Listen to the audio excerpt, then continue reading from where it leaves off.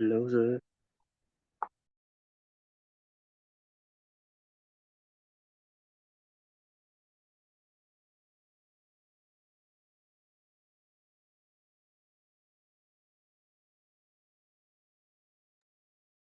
අප්පා මම මෙච්චර කියලා තින්නේ මයික් එක මියුට් කරගෙනද? ඔවුනේ. ඔව්. බන්දෙන ව්‍යාපාර සැලැස්මක් නිර්මාණය කිරීම. හරි. එහෙනම් අපි දන්නවා ඕනම කෙනෙක් සාමාන්‍ය සැලැස්මක් කියනකොට අපි අනාගතය සඳහා මොකක් හරි කරන දෙයක් තමයි අපි නැත්නම් අපි අනාගතේ ප්ලෑන් කරන්නේ. නැත්නම් අපි අනාගතේ මොනවද අපි කරන්නේ කියලා මොකක් හරි අපි ලියනවා නම් කලින් ලියනවා නම් නැත්නම් අපි හිතමු අපි මොකක් හරි අපි වෙනසක් කරනවා නම් අපේ ලයිෆ් එකේ මොකක් හරි වෙනසක් කරනවා නම් ඒ වෙනස කරන්නේ කොහොමද වගේ කලින් අයිඩියා එකක් ගන්න තමයි මෙන්න මේ සැලැස්මක් කියන එක නිර්මාණය කරන්නේ. බලන්න එහෙනම් ව්‍යාපාර සැලැස්මක් නිර්මාණය කිරීම.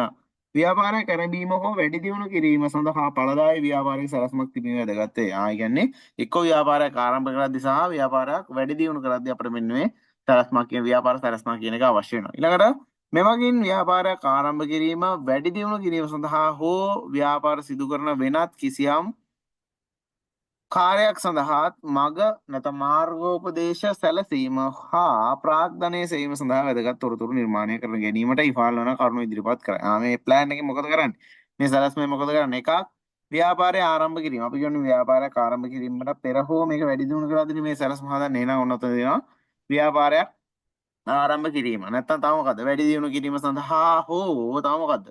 ව්‍යාපාරයක් සිදු කරන වෙනත්. ඒ කියන්නේ ව්යාපාරයක මොකක් හරි වෙනත් අපි මොකක් හරි කාර්යයක් සිදු කරනවා නම් ඒ සඳහා මාර්ගෝපදේශයක් දෙන්න මෙන්න මේ මොනවා අපේ සැලැස්ම වැදගත් වෙනවා සහ ප්‍රාග්ධනය අපි හොයාගන්නේ කොහොමද? ප්‍රාග්ධනය කියන්නේ අපි බිස්නස් එකකට නැත්නම් ව්‍යාපාරයකට ඉස්සලාම දාන සල්ලි. මෙන්න මේ සල්ලි හොයාගන්නේ කොහොමද කියන අයිඩියා එකක් අපිට ගන්න පුළුවන් මෙන්න මේ ව්‍යාපාර සැලැස්මක් නිර්මාණය කරලා. හරි. හරි ඊට පස්සේ යටින් තියෙනවා එහෙනම් ව්‍යාපාර සැලැස්මක් කියනු කොහොමද? දැන් තමයි කතාවට එන්ටර් වෙන්නේ. ව්‍යාපාර සැලැස්මක් කියන්නේ මොකක්ද? එහෙනම් අපි කියවා එක්කෝ අපේ මොකද්ද මේ ව්‍යාපාරය ගත්තොත් ඒ ව්‍යාපාරයේ අනාගත අපේක්ෂාවන් සඳහා තමයි මෙන්න මේ අපි ප්ලෑන් එක නැත්නම් අපි මෙන්න මේ සැලැස්ම හදන්නේ. හරිද? එහෙනම් එතෙන්දී අපිට මෙන්න මේ සැලැස්ම නැත්නම් ව්‍යාපාර සැලැස්මක් කියන එක වැදගත් වෙනවා. එහෙනම් බලමු ව්‍යාපාර සැලැස්මක් කියනු කුමක්ද කියලා. බලන්න ව්‍යාපාර සැලැස්මක් කියනු ව්‍යාපාරයේ අනාගත අපේක්ෂා පිළිබඳ විස්තරයක් සහිත. හරිනේ. ආ කියන්නේ අපි අනාගතේ මොනවද කරන්න බලාපොරොත්තු වෙන්නේ? ආයෙන ඒ පිළිබඳ විස්තරයක් තියෙනවා. සහිත ආර්ථික වර්ධනය ස්ථාවරත්වයට පත්වීම ව්‍යාපාර ශක්තියින්. ආ කියන්නේ අපේ ව්‍යාපාරය ගත්තොත් ඒකට තියෙන අපිට මොනවද කරන්න පුළුවන් ආර්ථික වර්ධනය සඳහා කරන්න පුළුවන් දේවල්. තව ස්ථාවරත්වයට පත්වීම. ඒ කියන්නේ ස්ථාවරත්වයක් ඇති කරගන්න අපි මොනවද කරන්න ඕන? සහ මේකේ තියෙන ව්‍යාපාර ශක්තියින්. අපිට මොනවද ශක්තියින් තියෙන්නේ කියලා අයිඩියා එකක් ගන්න නැත්නම් අදහසක් ගන්න පාවිච්චි කරන මෙන්න මේවලමක් තමයි අපි කියන්නේ මොකක්ද කියලා ව්‍යාපාර සැලැස්මක් කියලා. හරි. ස්ථාවරයට පත්වීම ව්‍යාපාර ශක්තියින් ඇතුළු සියලුම අංග ඇගීමට ලක් කරන හා විශ්ලේෂණය කරන ලිඛිත නිර්මාණයකි. හරිනේ. ආයෙනම් මෙන්න මේවා ඇගීමට ලක් කරන නැත්නම් විශ්ලේෂණය කරන ලිඛිත නිර්මාණයක් තමයි අපි මොකක් කියන්නේද? ව්‍යාපාර සැලැස්මක් කියන්නේ. හරි. එහෙනම් ව්‍යාපාර සැලැස්මක් කියනවා කියන එක highlight කරගන්න. හරි. හරි. ඊළඟට තියෙනවා ව්‍යාපාර සැලැස්ම යන ව්‍යාපාරයේ ස්වභාවය හෝ ප්‍රමාණය නොතකා ඕනෑම ව්‍යවසායකයෙකු සකසා ගත යුතු අත්‍යවශ්‍ය අංගයකි. කියන්නේ ඔයාලා කරන පොඩි ව්‍යාපාරයක් වෙන්න පුළුවන්. හරිද? මොනවද පොඩි ව්‍යාපාර? ඔයාලා හිතන්න ගෙදර මොනවා හරි පැකට් කරලා අපි කඩේට ගිහින් දානවා. හරි. එහෙනම් මේක පොඩි ව්‍යාපාරයක්. එහෙනම් එතන ඉඳලා අපි හිතමු අපි ලොකු මහා පරිමාණයෙන් අපි බිස්කට් කම්පැනියක් කරනවා. අන්න ඒ දක්වා මෙන්න මේ ව්‍යාපාර සැලැස්මක් හදන එක, ඒ කියන්නේ අපේ ආරම්භයට හෝ මොකක් හරි කාර්යයක් කරන්න කලින් ව්‍යාපාර සැලැස්මක් හදන එක අපි කියනවා සාමාන්‍යයෙන් හොඳ නැත්නම් අපි කියනවා අත්‍යවශ්‍ය අංගයක්. ඒක තියෙන්න ඕන සාමාන්‍ය ව්‍යාපාරයක් ආරම්භ කරද්දී වැඩි දියුණු කරද්දී ඒක අනිවාර්යෙන් තියෙන්න ඕන. ලොකු පොඩි බෙහෙදයකින් තොරව ඒක කරන එක සාමාන්‍යයෙන් ඒක කරන කෙනාටත් හොඳයි. හරිද? ඊළඟට තියෙනවා මෙම පියවර බොහෝ අවස්ථාවලදී ව්‍යවසායකින්ට මගහැරී යන නමුත් ව්‍යාපාරයකට ව්යාපාර සැලසුම ගොඩනගා ගැනීමට වැදගත් වෙනවා. මේ ගොඩක් වෙලාවට කියනවා මේක ගොඩක් වෙලාවට ව්‍යවසායකින්ට මගහැරෙනවලු මෙන්න මේ සැලැස්ම කියන එක. ඊළඟට තියෙනවා විවිධ මූලාශ්‍ර තුළ විවිධාකාර ව්‍යාපාර සැලසුම් ආකෘති ඇත. ආ කියන්නේ විවිධ මූලාශ්‍ර ගත්තොත් ඒවට තියෙන විවිධ ව්‍යාපාර සැලසුම් ආකෘති තියෙනවා. හරි. ව්‍යාපාරය සඳහා සුදුසු සැලැස්මක් නිර්මාණය කිරීම සඳහා මෙම මූලාශ්‍රයන්හි ඇති ව්‍යාපාර සැලසුම් ආකෘති ඇසුරු කරගත හැකියි. අපිට මොකක් හරි සැලැස්මක් හදන්න ඒකට ආකෘතියක් අපිට කොහෙන් හරි මේ සැලසුම් කලින් හදපු කට්ටියන් හරි ඒ කියන්නේ අපි නිර්මාණය සඳහා වෙද්ද ඒ කියන්නේ මූලාශ්‍රයන් තියෙනවනේ. යම් මූලාශ්‍ර ඔස්සේ මේක නිර්මාණය කරන්න ඕනේ. එහෙනම් ඒව අපිට ගන්න පුළුවන්. ඒව අරන් ඉවරලා අපිට ආකෘතියක් හදා ගන්න පුළුවන්. හරි. කෙසේ නමුත් අවබෝධය සඳහා සරල ව්‍යාපාර සැලැස්මක් සකසා ගන්නා අයුරුත් එහි අන්තර්ගත විය යුතු කරුණු පහත පරිදි දක්වා. ඒ කියන්නේ උදාහරණයක් විදිහට දීලා තියෙනවා. කොහොමද ව්‍යාපාර සැලැස්මකට එන්න ඕන දේවල්, ඒක තියෙන ඕන දත්තර ටික ඔන්න දීලා තියෙනවා. බලන්න. හොඳ ව්‍යාපාර සැලැස්මක් එකවර සැකසීම කළ නොහැකි අය අවස්ථා කිහිපයකින් වැඩි දියුණු කළ යුතුයි. ඒ කියන්නේ හොඳ ප්ලෑන් එකක් ගන්න. නැත්නම් හොඳ සැලැස්මක් අපිට ගත්ත ගමන් හදන්න පුළුවන්ද? බෑ සාමාන්‍ය වරදිනවා. මොකද ඒ තුන් පාරක්වත් අපි මේ කියන්නේ නැවත නැවත පරීක්ෂා කරලා හදලා බලන්න ඕන. හරි. ඊළඟට කෙසේ වුවද පළමුව සකසන ව්‍යාපාර සැලසුම ඉතා විශාල ලෙස පසුව වෙනස් විය හැකිය. ඒ කියන්නේ ඉස්සල්ලාම හදන මෙන්න මේ ව්‍යාපාර සැලසුම අන්තිම වෙද්දී මේක නැත්තටම නැති වෙන්න පුළුවන්. ඒ කියන්නේ ඉස්සල්ලාම හදපු එක නොවී වෙන්න පුළුවන්. ඒ කියන්නේ ඒකට සාපේක්ෂවම වෙනස් වෙන්න පුළුවන්. ඊළඟට බොහෝ ව්‍යවසායකින් ආරම්භයේදී තම ව්‍යාපාරයට ව්‍යාපාර සැලසුම් සැකසීමට අකමැති වන්නේ මේ පිළිබඳ නොදැනුවත් වීම නිසා බව හඳුනාගෙන නැත. ඒ කියන්නේ ගොඩක් වෙලාවට මේ ව්‍යවසායකින් ඕක පස්ස ගන්න. නැත්නම් මෙන්න මේ සැලැස්ම කියන එක හදන්න නැත්නම් මේ කියන සාමාන්‍ය දැනුමක් නැති හින්දා. එම නිසා ව්‍යවසායකත්වය මගින් දියුණු වීමට උත්සාහ කරන්නේ නම් නිවැරදි සැලසුමක් සැකසීම කළ යුතු බව දැඩි ලෙස අවධාරණය කළ යුතුයි. ඒ කියන්නේ අපිට හොඳ ව්‍යවසායකත්වයක ගමනක් යන්න නම් මොකක්ද වෙන්නේ අපිට? මෙන්න මේ සැලසුම අපි සකස් ගන්න ඕන. සකස් ගන්න තරමට ඒක අපට හොඳයි. හරි. හරි. ඊට පස්සේ කියලා තියෙනවා ඩේවිඩ් ගැම්පර්ට්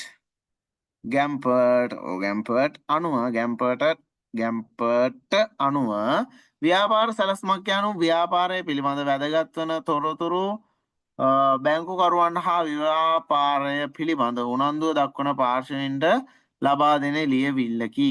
හරි. ආ කියන්නේ මොකද්ද? එහෙනම් මේ ව්‍යාපාර සැලැස්මක් කියන්නේ කාට අනුවද? ඩේවිඩ් ගැම්පර්ට් අනුව මොකද්ද කියන්නේ ව්‍යාපාර සැලැස්මක් යනු ව්‍යාපාරය වනපාරය නෙමෙයි ව්යාපාරය පිළිබඳ වැදගත් වන තොරතුරු බැංකුකරුවන්ට හා ව්‍යාපාරය පිළිබඳ උනන්දුව දක්වන පාර්ශවයන්ට ලබා දෙන කියවිල්ල. ඒ කියන්නේ අපේ බිස්නස් එක නැත්නම් අපේ ව්‍යාපාරය ගැන අපි එක්කෝ බැංකුකරුවන් නැත්නම් ව්‍යාපාරය පිළිබඳ උනන්දුව දක්වන කට්ටියට මේක පෙන්වන්න මෙන්න මේ වගේ يعني ඒක මෙන්න මෙහෙමයි කියලා කියන්න අපි දැන් ලියවිල්ලක් තමයි අපි මොකක් කියන්නද මෙන්න ව්‍යාපාර සැලැස්මක් කියලා කියන්නේ. හරි.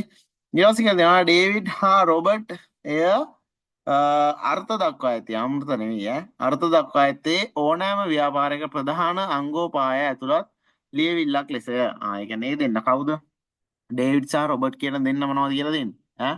ඕනෑම ව්‍යාපාරයක ප්‍රධාන අංගෝපාය නැත්නම් අංගෝපාංග ඇතුළත් කියවිල්ල නැත්නම් ලියවිල්ල ලෙස. කියන්නේ ව්‍යාපාර සැලැස්මක් කියන්නේ අපි ඕනෑම ව්‍යාපාරයක ප්‍රධාන අංගෝපාංග ඇතුළත් ලියකිවිල්ල කියලා එතන කියලා තියෙනවා. කවුද කියලා තියෙන්නේ? ඩේවිඩ් සහ රොබර්ට් කියන දෙන්න. හරිද? ඊළඟට තියෙනවා ව්‍යාපාර සැලැස්ම යනු ව්‍යාපාරයේ මාර්ග සිතියමයි. ඒ කියන්නේ සාමාන්‍යයෙන් උදාහරණයක් ගත්තොත් ඔයාලා මැප් එක බලගෙන පාර යන්නේ අන්න ඒ වගේ තමයි මේ ව්‍යාපාර සැලැස්මක් කියන එකත්. එතන ඉහැරුණාට පස්සේ එතකොට මේ කියන්නේ අපි හිතමු ව්‍යාපාරය පටන් ගන්න කලින් ව්යාපාර සැලැස්මක් හැදුවා. එතකොට අපි යන්නේ මෙන්න මේ ව්‍යාපාර සැලැස්ම දිගේ තමයි යන්නේ. ඒ කියන්නේ මේ සැලැස්ම මෙන්න මෙහෙම කියලා තියෙනවා මෙන්න මෙහෙම කියලා තියෙනවා නම් ඒ දිගේ තමයි අපි යන්න ඕන. හරිද? ඊට පස්සේ කියනවා ඒ මගින් ව්‍යාපාරය අනාගතයේ සාක්ෂාත් කර ගැනීමට උත්සාහ කරන ඉලක්කය ළඟා කරගන්නේ කෙසේද? ඒ කියන්නේ ව්‍යාපාරය අපි අනාගතය කියන්නේ දැන් අපි ව්යාපාරයක් කරන අනාගතේ මොකක් හරි ටාගට් එකක් නේ නම් ඒ අපි අනාගතේ බලාපොරොත්තු වෙන يعني අනාගතේ අපි කරන්න බලාපොරොත්තු වෙන දේවල් සාක්ෂාත් කරගන්න නැත්නම් ඒ සාක්ෂාත් කරගන්නේ කොහොමද? නැත්නම් ඒ අපි හිතමු ඉලක්කයක් තියෙනවා ඒ ඉලක්කය කරා ළඟා වෙන්නේ කොහොමද කියලා දැනගන්න පුළුවන් මෙන්න මේ ප්ලෑන් එක නැත්නම් ව්‍යාපාර සැලැස්මක් හදන එක. ඊළඟට ඒ කවදාද? ඒ කියන්නේ දවසක් ඒක වෙන්න පුළුවන් කවදා වගේද කියලා අයිඩියා ගන්න පුළුවන්. තව ඒ සඳහා අවශ්‍ය සම්පත් මොනවාද යන්න පෙන්නයි. කියන්නේ ඒ සඳහා අවශ්‍ය සම්පත්. ඒ කියන්නේ අපි හිතමු අපිට මෙන්න මේ විදිහට අපිට මේ සිතීමක් සැලැස්මක් හදාගන්න අපිට මොනවද ඕන වෙන සම්පත්. නැත්නම් අපි හිතමු මේ සැලැස්ම හදාගෙන අපිට ඉස්සරහට අනාගතයේදී අපේ ව්‍යාපාරය වැඩි දියුණු කරන්න අපට ඕන වෙන සම්පත් මොනවද? අන්න ඒ වගේ දේවල් දැනගන්න පුළුවන්. මෙන්න මේ ව්‍යාපාර සැලැස්මක් මගින්. ඊළඟට තියෙනවා තවද ව්‍යාපාර සැලැස්මක් මගින් පහත සඳහා ප්‍රශ්න වලට පිළිතුරු පැහැදිලි විය යුතුය. මොනවද පිළිතුරු හම්බෙන්නේ මොනවටද? මේ ව්‍යාපාර සැලැස්මෙන් ඔන්න ප්‍රශ්න ටිකට උත්තර හම්බෙනවා. ඒක මොකද්ද? ව්‍යාපාරයක් යනු කුමක්ද? තව ව්‍යාපාරය සිදු කරන ස්ථානය කොතනද? කියන්නේ අපි කොතනද මේ ව්‍යාපාරය කරන්නේ? ඊළඟට තමන්ට පවතින මුදල් දැනුම හැකියාව ශ්‍රමය හා කාලය වැනි සම්පත් මොනවද? කියන්නේ තමන්ට මෙන්න මේ දේ කරන්න ඔය තියෙන මුදල් නැත්නම් දැනුම කොහොමද? හැකියාව ශ්‍රමය යන වගේ දේවල් අපි දැනගන්න පුළුවන්. ඊළඟට ව්‍යාපාරයේ කුමන පාරිභෝගික පිරිසක් සඳහාද? ඒ කියන්නේ කාටද මෙන්න මේක කරන්නේ කියලා අපිට දැනගන්න පුළුවන්. ඊළඟට ව්‍යාපාරය ආරම්භන්නේ කවදාද? ඒ කියන්නේ අපි ව්‍යාපාරයක් අනාගතේ දැන් පටන් ගන්න ඉන්නවා. ඒක කවද පටන් ගන්නෙ? අන්න ඒක දැනගන්න පුළුවන්. තව ව්‍යාපාරය ආරම්භ කරන්නේ කෙසේද? අපි ගත්තොත් මේ ව්‍යාපාරය ආරම්භ කරන්නේ අපි කොහොමද? හරි. ඒතකොට ඔන්නවා ගැන අදහසක් ගන්න පුළුවන් මෙන්න මේ ව්‍යාපාර සැලැස්ම. හරිද? ඊට පස්සේ අටින් තියෙනවා ව්‍යාපාර සැලැස්මක වැදගත්කම. බලන්න මොනවද වැදගත්කම කියලා. අදාළ තොරතුරු විශ්ලේෂණය කරමින් තම අරමුණු නිර්වචනය කර ඒ වෙත අවධානය යොමු කිරීමට උපකාරී වනු ඇත. කියන්නේ අදාළ තොරතුරු විතරනේ මේක විශ්ලේෂණය කරන්නේ. එහෙනම් අදාළ තොරතුරු විශ්ලේෂණය කරලා ඒකේ අරමුණ නිර්වචනය කරලා ඒ වෙත නැත්නම් ඒකට අපි අපේ අවධානය ගන්න මෙන්න මේ ව්‍යාපාර සැලැස්මකට පුළුවන්. ඊළඟට බැංකු ණය ලබා දෙන්නන් ආයෝජකයන් සහ උපදේශන ආයතන වැනි වැදගත් ආයතන සමග කටයුතු කිරීමේදීද මේ වැදගත් අත්‍යවශ්‍යම ලක් කරනු ඇත. ඒ කියන්නේ ඔයාලා හිතන්න ඔයාලගේ මොකක් හරි එකකට ලෝන් එකක් ගන්න ඕන. හරි? ණයක් ගන්න ඕන. එතකොට ණය ගන්න බැංකුවට යන්න බෑ. එතකොට බැංකුවට ගිහලා ඔයාලා කියනවා මෙහෙමයි අපි ව්‍යාපාරයක් පටන් ගන්න ඉන්නේ මෙහෙමයි මෙන්න මේ තමයි හදන්නේ. අරක මේක කියලා ලොකු බයිලාවක් ගන්නවා. හරි? නමුත් එයාලා එහෙම පිළිගන්නවා දාවටිකට අපි කටින් කියව කියලා නෑ. එහෙනම් ඒක ඔප්පු කරන්න දෙයක් තියෙනවා. එහෙනම් ඔන්න ව්‍යාපාර සැලැස්මක් කියන්නේ තන්නේ වගේ ඔප්පු කරන්න පුළුවන් දෙයක්. හරිනේ? ඊළඟට වැදගත් උපදෙස් නොඅඩුව සපයා දෙන අදහස් කරන ව්‍යාපාර ශාස්ත්‍රයේ විවිධ පුද්ගලයන් ඔවුන්ගේ අදහස් හා උපදේශ ලබා ගැනීම සඳහා මෙම සැලසුම් භාවිතා කළ හැකියි. ඒ කියන්නේ මෙන්න අපි කරන්න යන ව්‍යාපාරයේ ආසයි කියන්නේ ඒ සමානව නැත්නම් ඒකට සාපේක්ෂව ඒත් එක්ක යන අනිත් ව්‍යාපාර ශාස්ත්‍ර ගැන නැත්නම් ඒ පුද්ගලයන් ගැන අපිට අයිඩියා ගන්න නැත්නම් අදහසක් ගන්න වෙන්නේ මේ සැලසුම් භාවිතා කරන්න පුළුවන්. ඊළඟට ව්‍යාපාර සැලසුම් වලින් ව්‍යාපාරයේ සැලසුම් ක්‍රියාපටිපාටියේ මගහැරී ඇති සහ දුර්වල ස්ථාන අනාවරණය කළ හැකියි. මෙන්න ව්‍යාපාර සැලැස්මේ අපේ මොකක් හරි අපි කරන් යන ක්‍රියාවලිය මොකක් හරි අවුලක් තියෙනවා නම් අන්න ඒ වගේ තැන් බලා ගන්න අපිට මෙන්න මේ ව්‍යාපාර සැලැස්මේ පුළුවන්. හරි. ඊළඟට තියෙනවා ව්‍යාපාර සැලැස්ම සැකසීමේදී සැලකිල්ලට ගත යුතු කරුණු. ඒ කියන්නේ ඔයාලා ව්‍යාපාර සැලකිල්ලක් හදනවා. ව්‍යාපාර සැලැස්මක් හදනවා නම් ඒකෙදි සැලකීමක් වෙන්න ඕන කරුණු මොනවද කියලාද? හරි. බලන්න ව්‍යාපාර සැලැස්ම සැකසීමේදී පහත් සඳහන් කරුණු පිළිබඳ සැලකිල්ලට ගත යුතුය. මොනවද එහෙනම්? මොනවා පිළිබඳ සැලකිල්ලට ගන්න ඕන? විශ්වාස කිරීමට හෝ ප්‍රත්‍යක්ෂ කිරීමට නොහැකි කිසිවක් ඉදිරිපත් නොකිරීම. ඒ කියන්නේ මෙන්න ව්‍යාපාර සැලැස්මක් හදද්දී අපිට විශ්වාස කරන්න බැරි නැත්නම් ප්‍රත්‍යක්ෂ කරන්න බැරි කිසිවක්වත් මෙන්න මේ වගේ ඉදිරිපත් වෙන්න බෑ. ඔක්කොම අපිට සනාථ කරන්න පුළුවන් වෙන්න ඕනේ. ඊළඟට ව්‍යාකරණ දෝෂ වැරදි අර්ථ ගෙන දෙන වචන හෝ වාක්‍ය යෙදීම හා විරාම ලකුණු යෙදීමෙන් වැළකීම. මෙන්න ව්‍යාපාර සැලැස්මක් හදන්න මොකද වෙන්න ඕනේ? ව්‍යාකරණ දෝෂ. ඒ කියන්නේ ඔක කියවන්න වෙන කෙනෙක් ඉන්නේ. නේද? ව්‍යාකරණ දෝෂ ගොඩක් වෙලාවට අඩු වෙන විදිහට දෙන්න. තව වැරදි අර්ථ ගෙන දෙන වචන. ඒ කියන්නේ ඒ වචනේ සාමාන්‍ය වැඩි හිතන්න නැතුව කියන්න පුළුවන්. නමුත් ඒකෙන් වැඩි කියන වෙන අර්ථයක් දෙන්න පුළුවන්. ඒතකොට අන්න ඒ වගේ වචන. නැත්නම් විරාම ලකුණු යොදන එකෙන් වළකින්න ඕන මෙන්න මේ අපි මොන සැලැස්මක්ද? ව්‍යාපාර සැලැස්මක් හදන්න. ඊළඟට දිගු කාලීන පරණත දිය දෙනවා වසරකට වැඩි.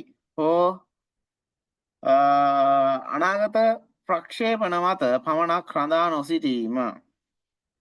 හරි. ඒ කියන්නේ දිගු කාලීන නැත්නම් එක දිගට ඒ විදිහට නැත්නම් අනාගත ප්‍රක්ෂේපණයක් මත එක දිගටම රැඳී පවතින්නේ. හරි.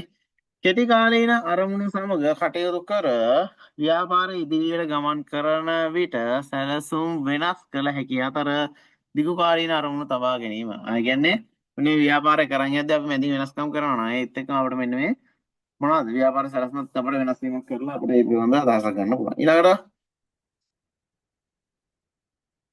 මේ විදිහට තමයි මේක හදන්න ඕනේ.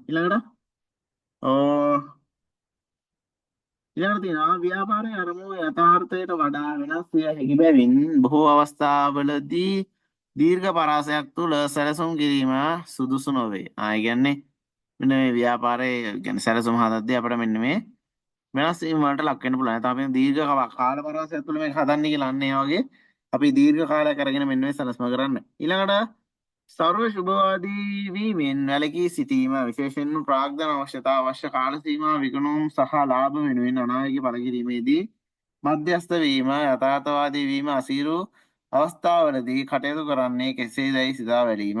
ඒ කියන්නේ එන්නේ ඒවා කරද්දී නැත්නම් ඒවා කරනවා කියන එක ගැන අපි සැලකිල්ල ගන්න ඕන. හරි. හරි මේකේ තියෙන මොකක්ද කියන්නේ සර්ව සුභවාදී වීමෙන් අරගෙන. ඒ කියන්නේ සර්ව සාධාරණ වෙන්න හොඳ නැහැ බිස්නස් එකක් කරද්දී. සාමාන්‍ය පොඩක් හරි කපටි වෙන්න වෙනවා. හරිනේ. හරි ඒක තමයි එතනින් කියලා තියෙන්නේ. ඊට පස්සේ විශේෂයෙන් ප්‍රාග්ධන අවශ්‍යතාවය නැත්නම් අවශ්‍ය කාල සීමා විකුණුම් සහ ලාභ වෙනුවෙන් අනාවැකි වැඩකිරීමේදී ඒ කියන්නේ ඒ වගේ අපි අනාවැකි මොකක් හරි කියනවා නම් මධ්‍යස්ථ වෙන්න ඕනේ. ඒක ෂුවර් නේ. හරිද? ඊළඟට තියෙනවා අවශ්‍ය වන මුදල් ප්‍රමාණය සහ කාලය කොතෙක් වේද නිවැරදිව ප්‍රකාශ කිරීම. ඒ කියන්නේ මෙන්න මේකට ඕන අපිට කොච්චර කාලයක්ද කොච්චර මුදලක්ද ඕන අවශ්‍ය වෙන්නේ කියලා කෙලින්ම ප්‍රකාශ කරනවා. ඊළඟට ව්‍යාපාරික කටයුතු දුර්වල කාලවලදී ආදාය උපයා ගන්නා මාර්ග වන්නේ මොනවාද?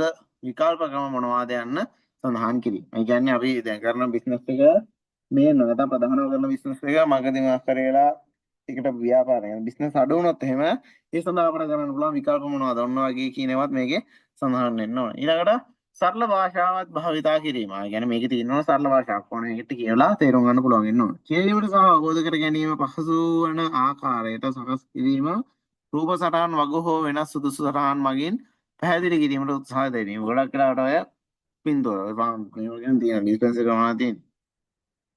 ඒ කියන්නේ අපි මොකක් හරි ව්‍යාපාරයක් පටන් කරගෙන යනවා නම් ඒකේ තියෙන්න ඕන මොනවද? ඈ ඒ කියන්නේ අපි හිතමු කියන්නේ අපි මොකක් හරි ආදායම ගද්දී ඒ ආදායම ගන්න ප්‍රධාන මාර්ගය නැත්නම් ඒකේ විකල්ප මාර්ග මොනවද? ඔන්න ඕවා තියෙන්න ඕන. හරි. ඊට පස්සේ තව සරල භාෂාවක් මේකේ පාවිච්චි කරන්න. නැත්නම් කියවන්න. නැත්නම් ඕනම එකට මේක කියවන්න පුළුවන් වෙන්න ඕන. තව මේක අවබෝධ කරගන්න පුළුවන් වෙන්න ඕන. හරි. ඒ කියන්නේ අපි තුමු සරල මිනිස්සෙක් මේක කියවනවා නම් උට කියවන්න පුළුවන් වෙන්න ඕන සහ ඉක්මනින් මේක අවබෝධ කරගන්න පුළුවන් වෙනවා. සහ දැන් සාමාන්‍ය මේ ගොඩාක් තැන්වල රූප සරණ ඒවා දැකලා ඉතින් ඒ කියන්නේ කඩවල වලට ගියත් රූප සරණ ගහලා තියෙනවා. හරි.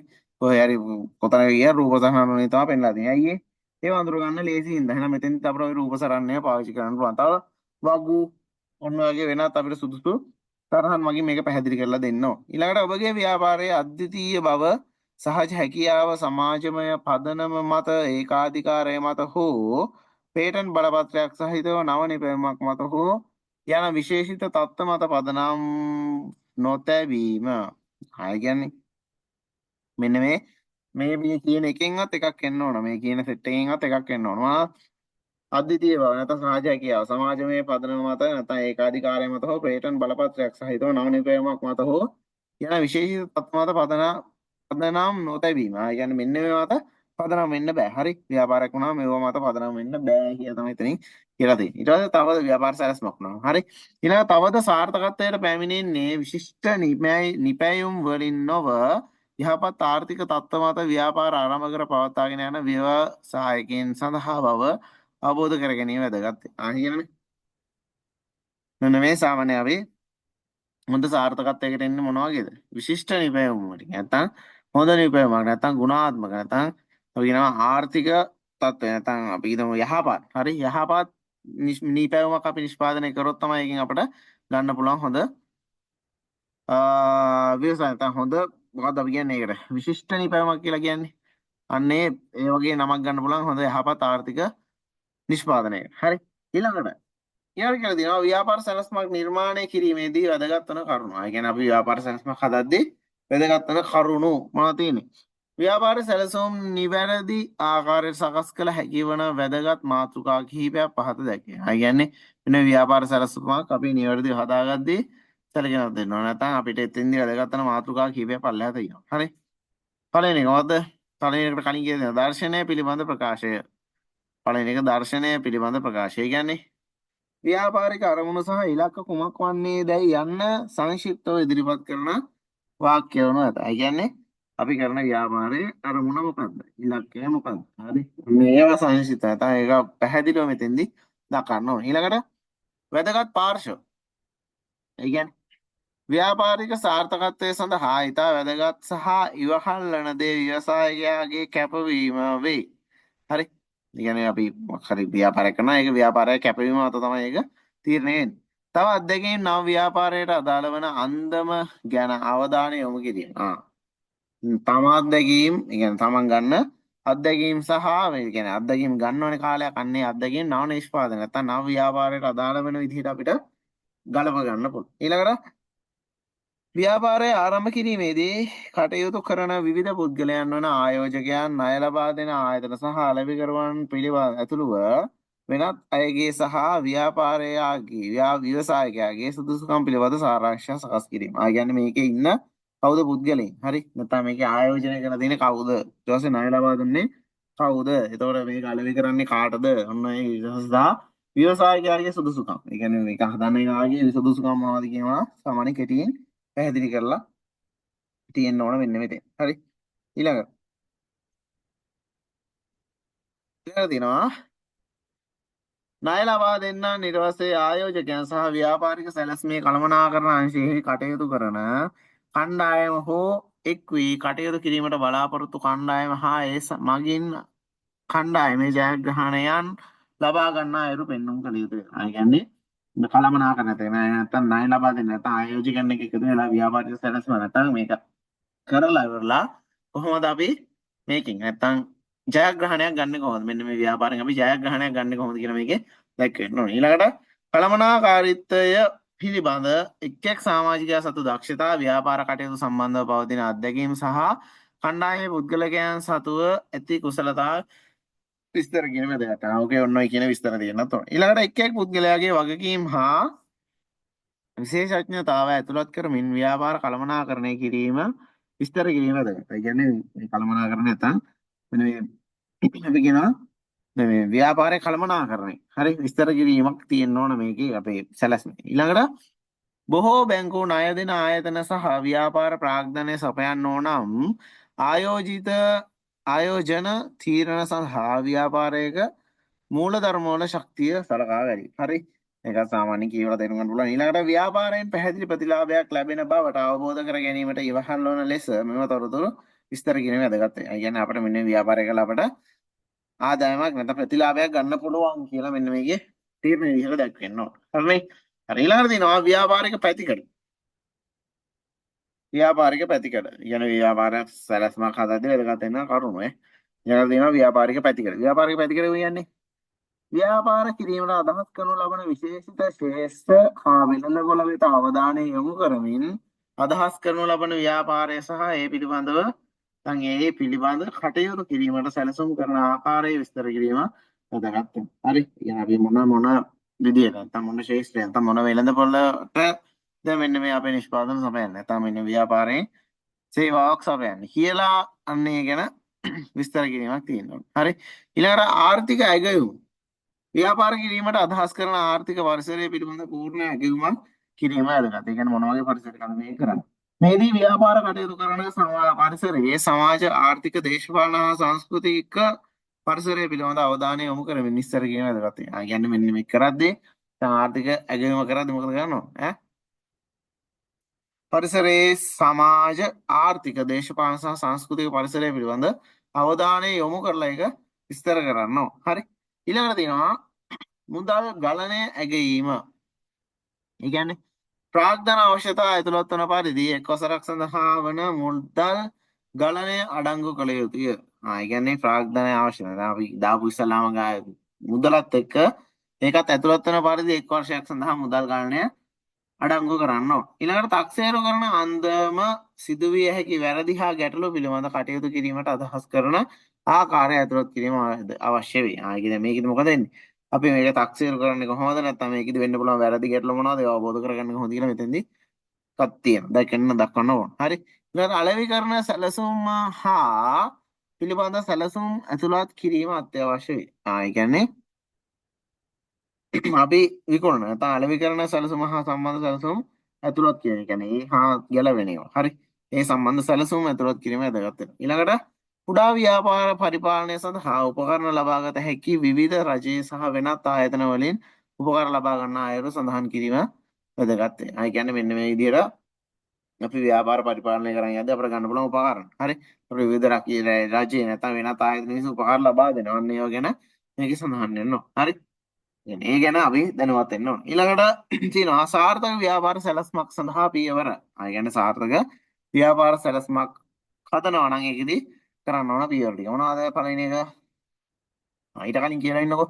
ආධුනික ව්‍යවසායකින්ට බොහෝ අවස්ථාවලදී ව්‍යාපාරික සැලසුම් ලිවීමේ අපහසුතාවය තියෙනවා. ඒ කියන්නේ ඉස්සල්ලාම ඇවිල්ලා ඉවර වෙලා නැත්නම් ඉස්සල්ලාම බිස්නස් එකක් කරද්දී ව්‍යාපාර සැලසුමක් ලියන එක පොඩ්ඩක් අමාරුයි. සැකසීමේදී ආධුනිකයන්ගේ පහසුව ප්‍රයෝජන සඳහා අනුගමනය කළ හැකි සාර්ථක ව්‍යාපාර සැලසුමක් සඳහා වන පියවර පහත දැක්වේ. පහක් පහත පරිදි දැක්වෙනවා. පහයිකෙදි පහක් තියෙනවා. හරි.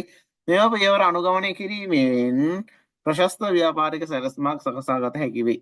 හරි. මෙන්න මේ පහ පොඩ්ඩක් බලන්නලු. බලන්න පළවෙනි එක මූලික ව්‍යාපාර සංකල්පය ලියා දක්වන්න. ඉස්සෙල්ලා මොකද කරන්න ඕන?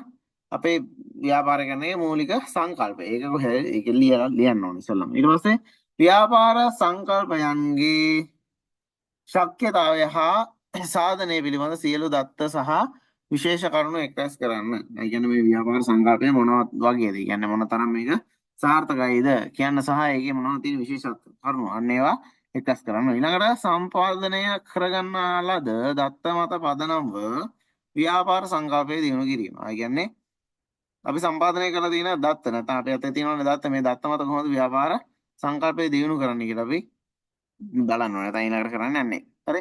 ඊළඟ ව්‍යාපාරයේ විවිධ කරුණු පිළිබඳ සැලකිල්ලක් දක්වා විශ්ලේෂණයක් සකස් කරන්න. මෙහිදී කොමක්ද කාගේද කෙසේද කවදාද කාටද යන ගැටලු වලට පිළිතුරු සොයන්න. ඒ කියන්නේ ව්‍යාපාරයේ විශේෂිත කරුණු පිළිබඳ සැලකිල්ල අරන් ඒවා විශ්ලේෂණය කරද්දී ඔන්න ඔය ටික තියෙන්න ඕන. ඊළඟට ව්‍යාපාරික සැලැස්ම ව්‍යාපාරයේ දියුණුව සඳහා උපකාරී වන වැදගත් මෙවලක් වග නැත්නම් මෙවලමක් ලෙස සලකන්න. ඒ කියන්නේ වෙන ව්‍යාපාර සැලැස්ම කරද්දී ව්‍යාපාරයේ දියුණුව රඳා පවතින මෙන්න මෙයා මත කියලා අපිට ගන්න පුළුවන්. හරිනේ? හරි. ඊළඟට තියෙනවා නිවැරදි ව්‍යාපාරික සැලැස්මක් සකසා ගැනීම සඳහා වන පිරික්සුම් ලැයිස්තුව. අනල්ගේ පිරික්සුම් ලැයිස්තුවක් හදන්න ඕනේ කියලා. ඒ කියන්නේ අපි මෙන්න මේ නිවැරදි ඒ කියන්නේ ව්‍යාපාර සැලැස්මක් හදද්දී අපිට තියෙන්න ඕන පිරික්සුම් ලැයිස්තුව කොහොමද කියලා බලන්න. පාත සමාන පිරික්සුම් ලැයිස්තුව භාවිතයෙන් පහසුවෙන් නිවැරදි ව්‍යාපාරික සැලැස්මක් සකසා ගත හැකියි. ඒ කියන්නේ පල්ලෙහා දෙන ෆිනික්ස් රූම් ලයිස්ට් එක අපිට බලලා මෙන්න මේක කරගන්න පුළුවන්. හරි. කියන්නේ හොඳ ව්‍යාපාර සැලැස්මක් හදා ගන්න පුළුවන්. බලන්න එහෙනම් පළවෙනි එක මුල් පිටුව. මුල් පිටුවේ මොනවද තියෙනවද? මේ පහත තොරතුරු ඇතුළත් කිරීම මගින් අවශ්‍ය අවස්ථාවලදී ව්‍යාපාරිකයා හා සම්බන්ධ කර ගැනීම පහසු වේ. මුල් පිටුවේ ව්‍යාපාර සැලසුම යන්න අදහස් විය යුතුය. කියන්නේ මේ මුල් පිටුවේ තියෙන ව්‍යාපාරයක් කියලා. හරි. මේකේ තව මොනවද තියෙනවද? නම හා ව්‍යාපාර නාමය, තව ලාංඡනය, අපේ බැජ් එක ලෝගෝ එකක් තියෙනවා කියලා කියන්නේ. ලාංඡනය ඊට පස්සේ ලිපිනය, දුරකථන අංකය, ෆැක්ස් අංකය, ඊමේල් ලිපිනය, දිනය ඔන්න ඔය කියනවා ඇතුළත් වෙනවා වෙන්නේ මුල් පිටුවේ. හරි. ඊළඟට තියෙනවා දෙවන පිටුව. දැන් දෙක. තව කියන එක පටුන. හරි. මුල් පිටුවේ තියෙනවනේ ඒක ඊට පස්සේ ඊළඟ තියෙන්නේ පටුන. පටුනේ මොනවද තියෙන්නේ? සැලැස්ම තුළ ඇති අංග පාඨකයාට පහසුවෙන් සොයා ගැනීමට මඟ පෙන්වීම පටුනෙන් සිදු කෙරේ. ඒ කියන්නේ මොකද්ද?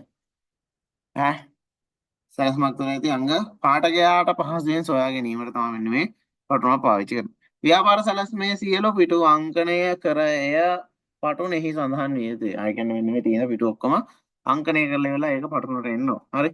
ඊළඟට තියෙනවා විධායක සාරාංශය. හරි. ඒ මොකක්ද? ඊළඟ දින විධායක සාරාංශය. විධායක සාරාංශය කියන්නේ මොකද්ද? ව්‍යාපාර සැලැස්මේ ඉදිරිපත් කර ඇති සමස්ත තොරතුරු පිළිබඳ ඇතුළත් පිටු කිහිපයක සංක්ෂිප්ත විධායක. ඒ කියන්නේ අපි මෙන්න මේක ඇතුලේ කියලා දින්නේ මොකක්ද කියලා අපිට ෂෝට් එකක් විතර. ඒ කියන්නේ පිටු 3ක් 4ක් විතර අන්න ඒ වගේ අරන් ඉවරලා ඒක ඉදිරිපත් කරනවා. නැත්නම් ඒක සාරාංශය සංක්ෂිප්තයක් අපි දීලා දෙනවා. ඒකට අපි කියනවා විධායක සාරාංශය කියලා. හරි. මේ සමස්ත සැලැස්ම පිළිබඳ අදහස ලබාගත හැකි වන සේ සකසා තිබිය යුතුය. ඒක highlight කරගන්න. ව්‍යාපාර සැලැස්ම කියවීමට පෙර විධායක සාරාංශය කියවීම බොහෝ ආයෝජකයෝ කරති. ඒ කියන්නේ ව්‍යාපාර සැලැස්ම කියවන්න කලින් මොකද්ද කියන්නේ? විධායක සාරාංශය කියමු. හරි. ව්‍යාපාර හැකියාව මැනවැලීමට, ව්‍යාපාරයේ ස්වභාවය දැන ගැනීමට හා දියුණුවට ඇති විභවය තීරණය කිරීමට මේ උපකාරී වේ. මේකෙදි මොනවද වෙන්නේ? ව්‍යාපාරයේ හැකියාව වෙන බලන්න පුළුවන් අපිට, ව්‍යාපාරයේ ස්වභාවය අපිට බලන්න පුළුවන්. තව දියුණුවට ඇති විභවය. ඒ ටික අපිට බලන්න පුළුවන්. හරිනේ? ඒ ටික තියෙන්න ඕන මෙන්න මේ කොටස. ඊළඟට තියෙනවා විධායක සාරාංශ ව්‍යාපාර සැලැස්මේ පළමු කොටස වූ දය ලිවිය යුත්තේ අවසානයේට. කියන්නේ මෙන්න මේ විධායක සාරාංශය කියන්නේ මුල තියෙන්න ඕන එක. නමුත් මේක අපි ලියන්නේ කොහොමද? අවසානයේ තමයි ලියන්නේ. හරි? ඒක highlight කරගන්න. විධායක සාරාංශය පිටු එකක් හෝ දෙකක් අතර විය යුතු අතර ව්‍යාපාර සංකල්ප, ව්‍යාපාරයේ වර්තමාන තත්ත්ව, ආරම්භයේදී තත්ත්ව, ප්‍රධාන හිමිකරුවන්, ගනුදෙනුකරුවන්, මූල්‍ය අවශ්‍යතා, ව්‍යාපාරයේ නිෂ්පාදනය හා ප්‍රධානම ජයග්‍රහණයද මෙහි ඇතුළත් කළ යුතුය. ඒ කියන්නේ වෙන්න ඕන ඒවා මොනවද කියලා. ඒ කියන්නේ මේ ව්‍යාපාරය කරලා වෙන්න ඕන දේවල් මොනවද කියලා මේක ලියන්න ඕන. හරි. ඊළඟට තියෙනවා විධායක සාරාංශ ලියීමේදී සැලකිලිමත් විය යුතු කරුණු මොනවද?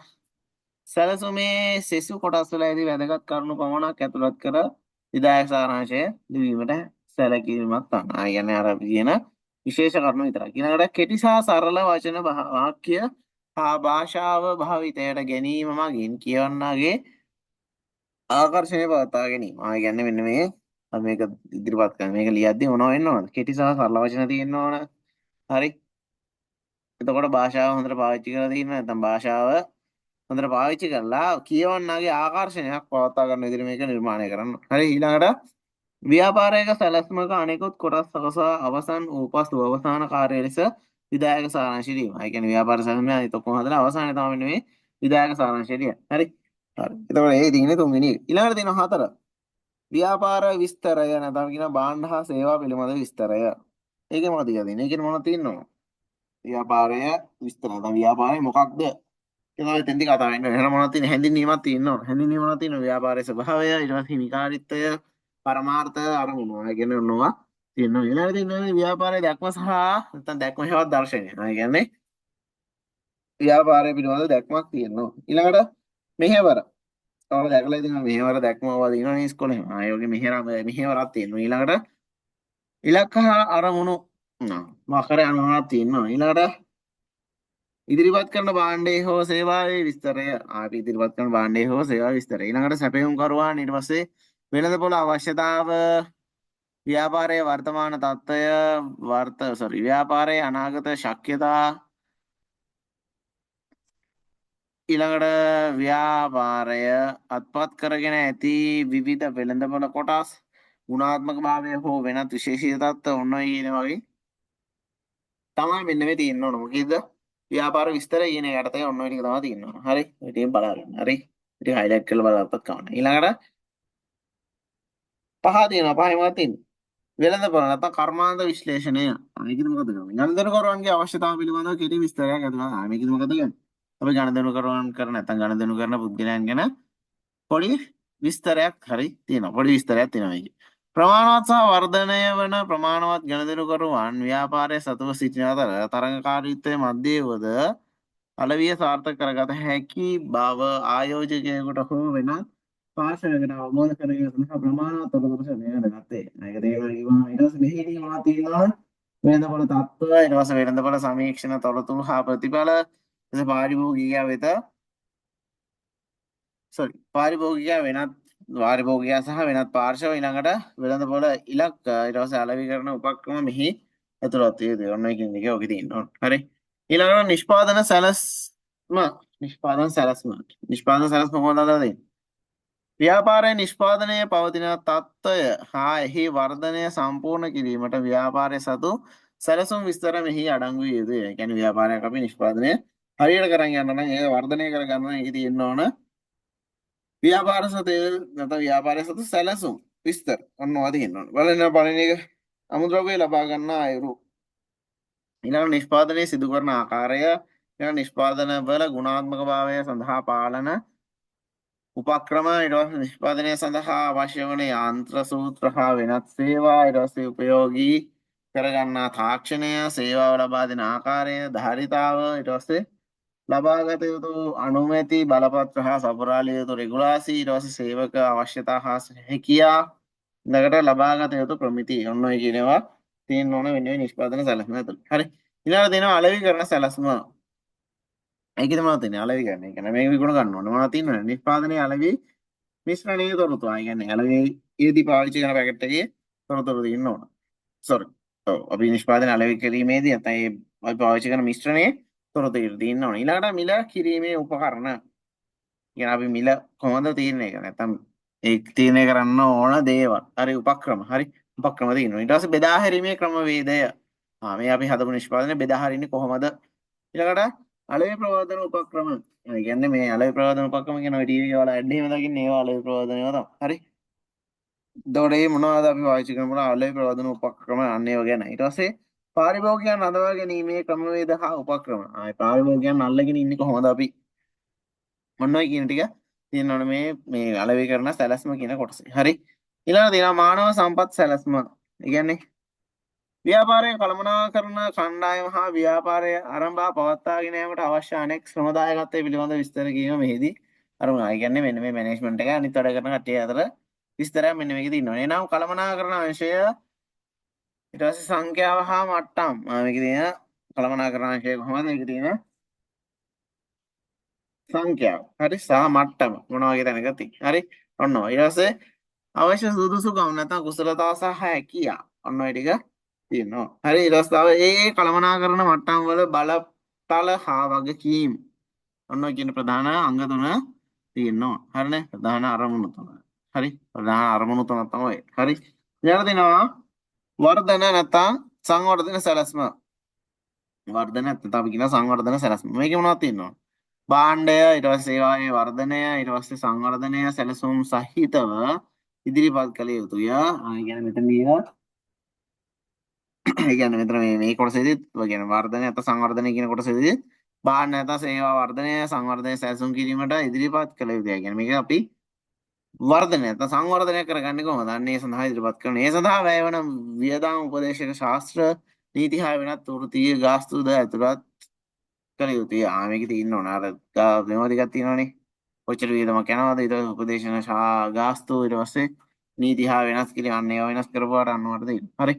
එනම් සංවර්ධනය නැත්නම් සංවර්ධනය සඳහා වන උපක්‍රම සහ පුහුණු පිළිබඳ විස්තර ඊට පස්සේ භාණ්ඩ හා සේවා වර්ධනය සඳහා වන උපක්‍රම අලෙවි සහ විකුණු සංවර්ධනය සඳහා වන උපක්‍රම ඔන්න ඔය ටික තියෙනවා. හරි. ඊළඟ කළමනාකරන සැලැස්ම මේක මොනවද තියෙනවද?